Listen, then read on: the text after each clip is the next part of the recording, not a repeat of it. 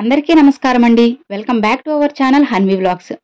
ఇక ఈ రోజు వీడియో ఏంటి అంటే మన ఛానల్లో ఎన్నో వారాహిమవారి వీడియోస్ కానీ పూజలు, మంత్రాలు, బీజాక్షరాలు ఎన్నో చెప్పుకున్నాం కదండి.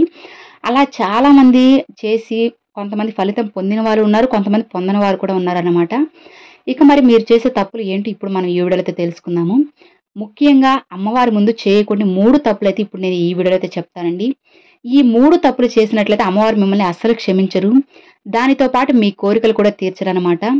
మరి మీరు వీటిలో ఏ తప్పైనా చేశారేమో ఒకసారి గుర్తించండి. గుర్తించి ఇంకొకసారి మళ్ళీ అదే తప్పు చేయకుండా చూసుకొని అమ్మవారిని క్షమాపణ అయితే కోరుకోండి ఫ్రెండ్స్.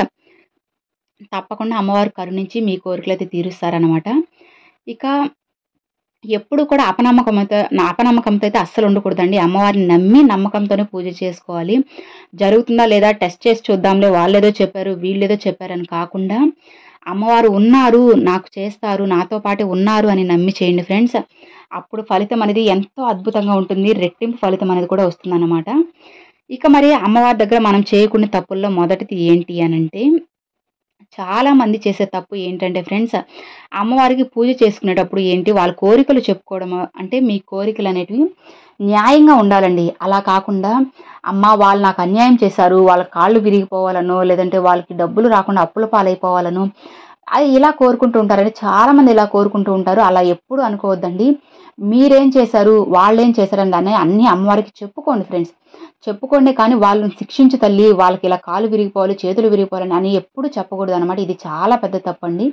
ఇలా చేసి అమ్మవారి ఆగ్రహానికి అయితే గురవుతారు. కాబట్టి అలా చెప్పుకోకుండా, అమ్మ నా తప్పు ఏం లేకపోయినా కానీ వాళ్ళు నన్ను నిందిస్తున్నారు తల్లి, నేను ఏం చేయగలను, నువ్వే చూస్తున్నావు కదమ్మా అని చెప్పి అమ్మవారికి నిదానంగా చెప్పుకోవాలి. కానీ ఇతరులని శిక్షించమని అసలు ఎప్పుడు చెప్పకూడదు అన్నమాట.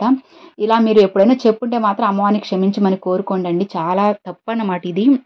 ఎందుకంటే భగవంతుడు అన్నీ చూస్తూ ఉంటారండి. ఎవరు ఎన్ని చేసినా కానీ, అంటే ఎవరు చూడట్లేదులే, నేను ఏం తప్పు చేసినా చెల్లుతుందిలే అని అనుకునే వారు అన్నీ కూడా ఆ భగవంతుడు రాసుకుంటూనే ఉంటాడన్నమాట.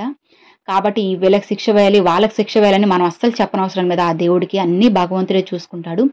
మనం చేయాల్సింది ఏంటంటే ఆ భగవంతుని చూపిన దారిలో మంచి మార్గంలో నడుచుకుంటూ వెళ్ళడమే, కొంత ఇతరులకు సాయం చేసుకుంటూ వెళ్ళడమే, ఇంతేనన్నమాట. మనకు అస్సలు అవసరం లేదు ఇతరులతో.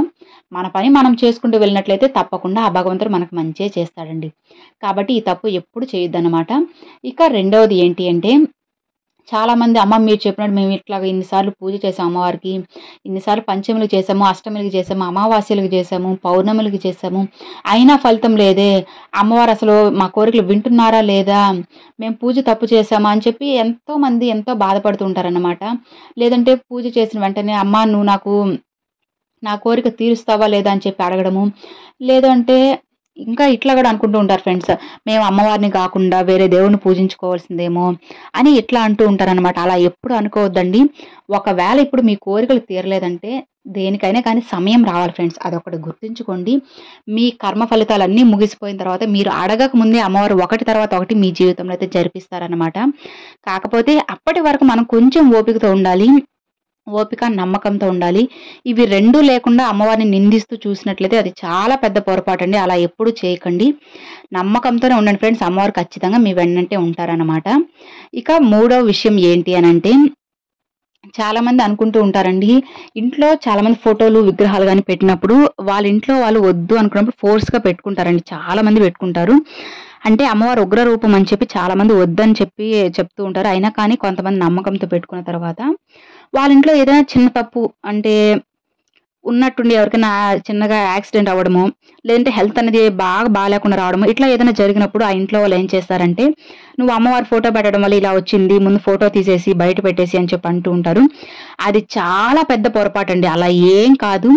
అమ్మవారు కూడా మన అమ్మేనండి. మన అమ్మ ఎప్పుడు మనకి హాని చేయాలని అస్సలు కల్లో కూడా ఆలోచించదు. అలానే వారాహి అమ్మవారు కూడా తన బిడ్డల్ని ఎల్లప్పుడూ కంటికి రెప్పలా కాపాడుకుంటూ ఉంటారన్నమాట. అమ్మవారు మీ ఇంట్లో ఉంటారంటే మీకు అసలు ఇక దిగులే ఉన్న అవసరం లేదండి, దిగులే అవసరం లేదు. ఎందుకనంటే అమ్మవారే మీకు కవచం లాగా ఉంటారండి. మీరు అనుకోవచ్చు వీళ్ళకి ఎంత హెల్త్ బాగాలేకుండా వచ్చింది అంటే వాళ్ళకి ఇంకా పెద్ద ప్రమాదం వచ్చి ఉండాలేమో, దాని నుంచి కాపాడే అమ్మవారు చిన్న ప్రమాదంతో, అంటే చిన్న అనారోగ్యంతో బాధపడుండొచ్చు, యాక్సిడెంట్ అయ్యి గాయాలు తగులుండొచ్చు, లేదంటే ప్రాణాలు పోయే స్థితిలో ఉన్న సమయంలో, అంటే అమ్మవారు మీతో ఉన్నారు కాబట్టే వాళ్ళకి ప్రాణం పోయే స్థితి నుంచి కాపాడి గాయాల వరకు తీసుకొచ్చారు. అలా మనం ఎందుకు అనుకోకూడదు చెప్పండి? ఎప్పుడు నెగెటివ్‌గానే ఎందుకు ఆలోచిస్తున్నారు? పాజిటివ్‌గా ఆలోచించండి ఫ్రెండ్స్. అప్పుడే పాజిటివ్‌గా వస్తుందన్నమాట. చాలామంది చేసే తప్పులు ఇదే. మేము ఆ దేవుడిని కొలిచాం, ఇట్లా అయింది, ఇట్లా పోయింది, ఇట్లా. ఏ దేవుడు కూడా మనకి ఎప్పుడు చెడు చేయరు.